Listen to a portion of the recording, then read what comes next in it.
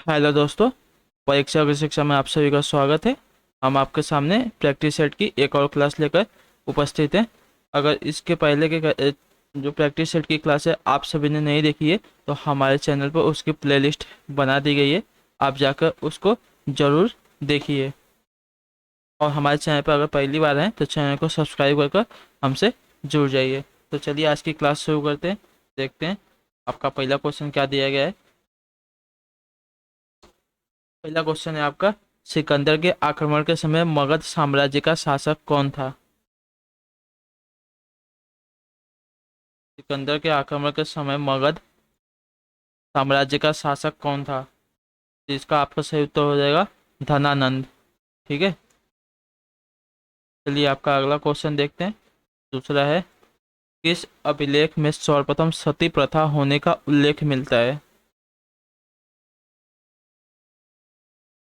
किस अभिलेख में सर्वप्रथम सती प्रथा होने का उल्लेख मिलता है? तो आपका सही उत्तर हो जाएगा एरड़ अभिलेख में। ठीक है, ऑप्शन नंबर जो आपका डी दिएगा आपका सही उत्तर हो जाएगा एरड़ अभिलेख में सर्वप्रथम सती प्रथा होने का अभिलेख मिलता है। चलिए आपका अगला क्वेश्चन देखते हैं। नेक्स्ट क्वेश्चन पे अगला क्वेश्चन है, पांडव राजवंश की राजधानी कहाँ थी? तो पांडव के राजवंश की राजधानी की बात करें तो इसका आपका सही उत्तर हो जाएगा मैदूर में मदुरै में। ठीक है, ऑप्शन जो सी दिया गया आपका सही उत्तर हो जाएगा पांडव राजवंश की राजधानी मदुरै में थी। नेक्स्ट नेक्स्ट है आपका यहाँ पे चानी लिखा है, चीनी लेखक फायान किसके शासनकाल में भारत की यात्रा की थी? बताइए।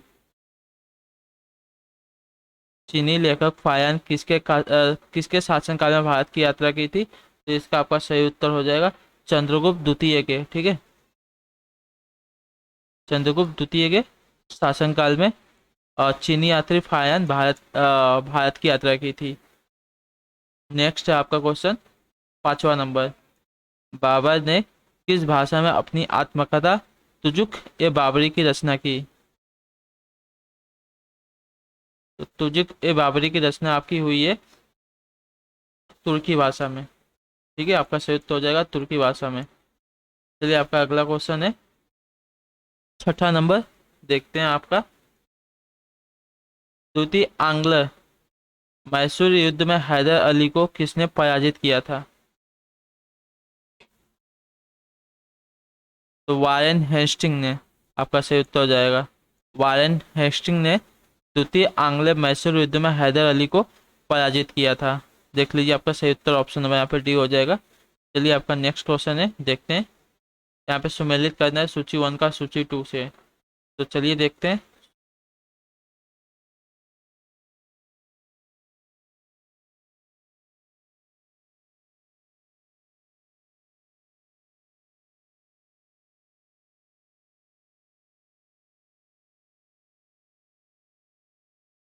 यहाँ पे कुछ संधियाँ दी गई हैं और संधियाँ किस वर्ष हुई है वो दिया गया है। तो चलिए देखते हैं आपका जो पहली संधि गई है सूरत की संधि। तो सूरत की संधि आपकी कब हुई थी?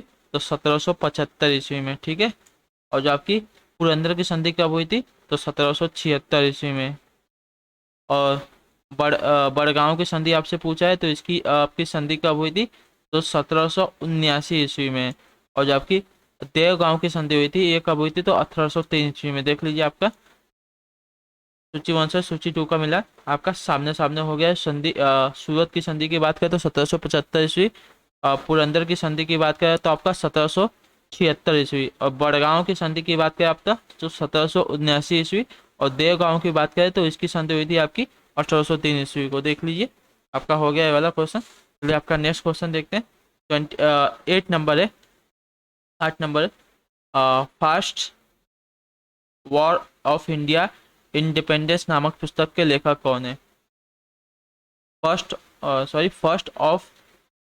First war of Indian independence नामक पुस्तक के लेखक आपसे पूछा है तो इसका सही उत्तर हो जाएगा आपके वीडी सावरकर। ठीक है, वीडी सावरकर हैं first war of Indian independence नामक जो पुस्तक है उसके लेखक। चलिए आपका सही उत्तर हो गया यहाँ पे ऑप्शन नंबर ए। आपका अगला क्वेश्चन है, दिल्ली में 1857 ईस्वी के विद्रोह का नेतृत्व नेतृत्व किसने किया था? दिल्ली में 1857 ईस्वी के विद्रोह का नेतृत्व आपका किसने किया था? तो इसका सही उत्तर हो जाएगा बहादुर शाह जफर ने। ठीक है, बहादुर शाह जफर ने 1857 का विद्रोह किया था दिल्ली में। तो आपका ऑप्शन में आपका डी सही उत्तर हो जाएगा। चलिए आपका अगला क्वेश्चन है, रानी लक्ष्मीबाई को अंतिम युद्ध में सामना करना पड़ा था किसका?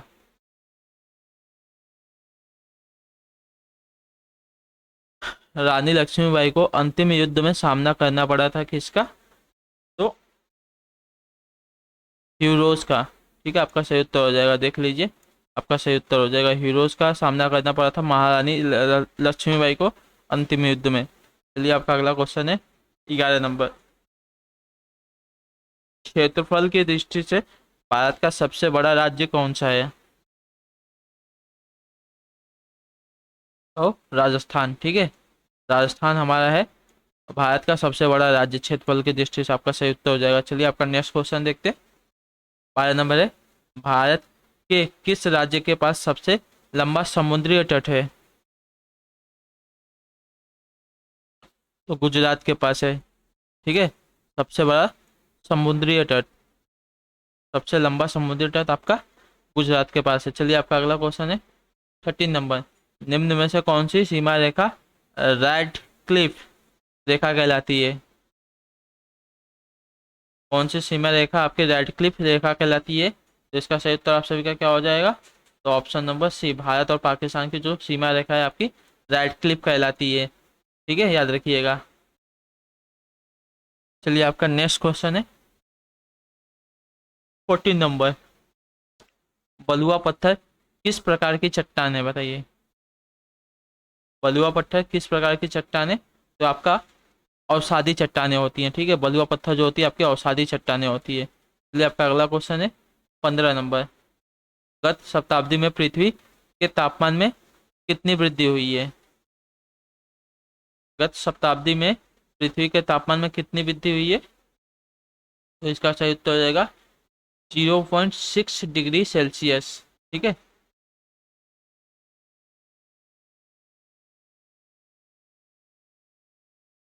गत शताब्दी में आपकी पृथ्वी के तापमान में वृद्धि हुई है 0.6 डिग्री सेल्सियस। चलिए आपका नेक्स्ट क्वेश्चन देखते हैं, 16 नंबर है, भारतीय अर्थव्यवस्था में किस क्षेत्र का योगदान सर्वाधिक है? भारत की अर्थव्यवस्था में किस क्षेत्र का सर्वाधिक योगदान है? तो तृतीय क्षेत्र का। ठीक है, जिसमें आपका व्यवसाय और बाकी सभी आते हैं कार्य वो सभी हो जाएंगे। तो ऑप्शन नंबर आपका सी राइट हो जाएगा। चलिए आपका नेक्स्ट क्वेश्चन है 17 नंबर, किस वस्तु की कीमत में वृद्धि मांग पर सॉरी किसी वस्तु की कीमत में वृद्धि मांग पर क्या प्रभाव पड़ता है? तो किसी वस्तु की कीमत में वृद्धि मांग पर क्या प्रभाव पड़ता है? तो इसका हो जाएगा मांग में कमी हो जाती है। ठीक है, किसी वस्तु की कीमत में वृद्धि जब हो जाती है तो मांग में कमी हो जाती है। तो ऑप्शन नंबर आपका जो यहाँ पे सी बी दिया गया आपका सही उत्तर हो जाएगा। चलिए नेक्स्ट क्वेश्चन देखते हैं, 18 नंबर है, नीति आयोग से तात्पर्य है क्या? तो नीति आयोग से आपका तात्पर्य क्या होता है? भारतीय राष्ट्रीय भारत परिवर्तन संस्थान। ठीक है, नीति आयोग से आपका तात्पर्य होता है राष्ट्रीय भारत परिवर्तन संस्थान। चलिए आपका नेक्स्ट क्वेश्चन है 19 नंबर, भारत में गरीबी को किस आधार पर परिभाषित किया गया है? भारत में गरीबी को किस आधार पर परिभाषित किया गया है? तो कैलोरी प्राप्ति से। ठीक है, भारत में गरीबी को किस आधार पर परिभाषित किया है? तो कैलोरी प्राप्ति से। चलिए अगला क्वेश्चन है आपका 20 नंबर, निम्न में से कौन सा कथन शेयर बाजार के संदर्भ में असत्य है?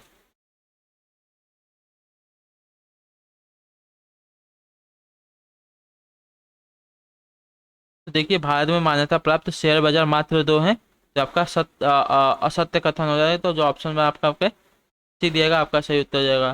बाकी तीनों कथन देख लेते हैं, बॉम्बे स्टॉक एक्सचेंज भारत का सबसे पहला शेयर बाजार है, ये सही है। और नेशनल स्टॉक एक्सचेंज की स्थापना फरवानी समिति की सिफारिश से हुई थी, ये भी आपका सही है। और जो तीसरा कथन चौथा कथन है आपका, शेयर बाजार के नियंत्रक एवं विनियामक संस्थान सेवी है, ये भी सही है। ठीक है, चलिए आपका अगला क्वेश्चन है 21 नंबर। भारतीयों को बजट पर बहस करने का अधिकार किस अधिनियम द्वारा प्रदान किया गया? तो आपका किया गया 1992 के अधिनियम से। ठीक है, जो ऑप्शन आपका यहाँ पे ये दिया गया आपका सही उत्तर हो जाएगा। भारतीयों को बजट पर बहस करने का अधिकार किस अधिनियम के द्वारा प्रदान किया गया? तो 1992 के अधिनियम के द्वारा। चलिए आपका अगला क्वेश्चन है 22 नंबर। भारत की संविधान सभा का गठन किस मिशन के प्रस्तावों के आधार पर किया गया था? भारत की संविधान सभा का गठन किस मिशन के प्रस्ताव के आधार पर किया गया था? ये तो सभी को पता होगा, कैबिनेट मिशन के। ठीक है, जो ऑप्शन आपका यहाँ पे सी दिएगा आपका सही उत्तर हो जाएगा। चलिए आपका अगला क्वेश्चन है 22। मौलिक अधिकारों में संशोधन की शक्ति किसे प्राप्त है?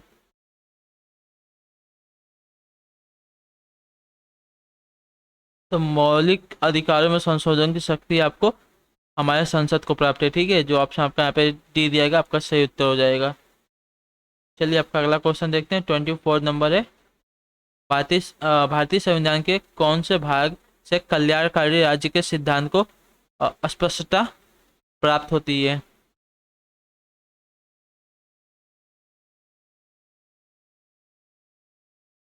भारतीय संविधान के कौन से भाग से कल्याणकारी राज्य के सिद्धांत को स्पष्टता प्राप्त होती है? तो आपका जो ऑप्शन में यहाँ पे सी दिया गया नीति निर्देशक सिद्धांत के जो तत्व हैं उससे। तो ऑप्शन में जो आपका सी दिया गया आपका सही उत्तर हो जाएगा।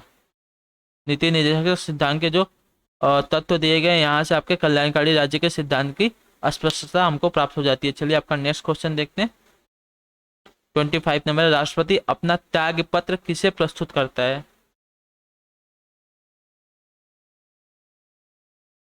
तो ये क्वेश्चन आपको कराया गया था। तो राष्ट्रपति अपना त्याग पत्र उपराष्ट्रपति को प्रस्तुत करता है। तो जो ऑप्शन आपका सी दिएगा आपका सही उत्तर हो जाएगा। चलिए नेक्स्ट क्वेश्चन है आपका 26 नंबर। निम्नलिखित में से किस स्थान पर गुरुत्वाकर्षण बल सबसे अधिक है?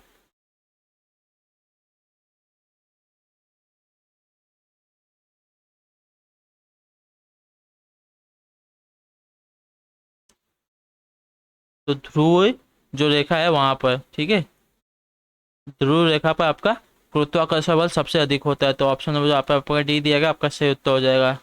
चलिए आपका अगला क्वेश्चन है 27 नंबर। पृथ्वी के केंद्र पर किसी वस्तु का द्रव्यमान होगा कितना?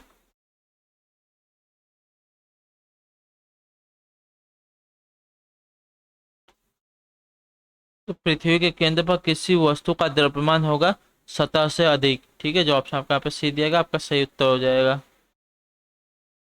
चलिए नेक्स्ट क्वेश्चन देखते हैं आपका 28 नंबर।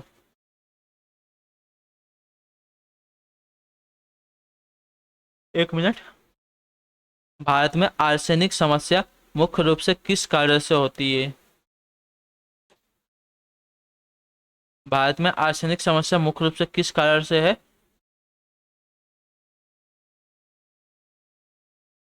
तो प्रभावित क्षेत्रों में भूजल का अत्यधिक जो दोहन होता है उसके कारण से। ठीक है, प्रभावित क्षेत्रों में भूजल का अत्यधिक दोहन के कारण जो होती है भारत में आर्सेनिक समस्या का कारण हो जाती है। तो जो ऑप्शन आपका यहाँ पर सी दिएगा आपका सही उत्तर। चलिए नेक्स्ट क्वेश्चन है आपका 29 नंबर। सिरके का रासायनिक नाम क्या है?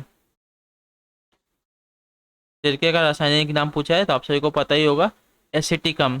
ठीक है, सिरके का रासायनिक नाम आपका आपका जो होता है एसिटिक अम्ल होता है। चलिए नेक्स्ट क्वेश्चन देखते हैं 30 नंबर है आखिरी क्वेश्चन।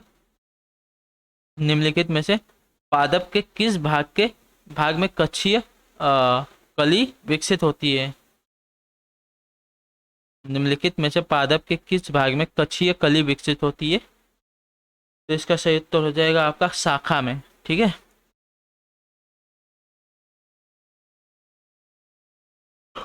शाखा में आपकी कक्षीय कली विकसित होती है। तो ऑप्शन हो जो आपका सी दिया आपका सही उत्तर हो जाएगा। तो इसी के साथ आज की आपकी जो क्लास है वो कंप्लीट होती है। तो आई होप कि आपको क्लास अच्छी लगी हो। हमें कमेंट करके बताइएगा आपको क्लास कैसी लगी। बाकी आपका कोई भी डाउट हो, कोई भी सुझाव हो, हमें कमेंट में पूछ सकते हैं। हम आपके सामने दूसरी क्लास में वापस मिलेंगे। तब तक के लिए टाटा बाय बाय, जय हिंद जय भारत।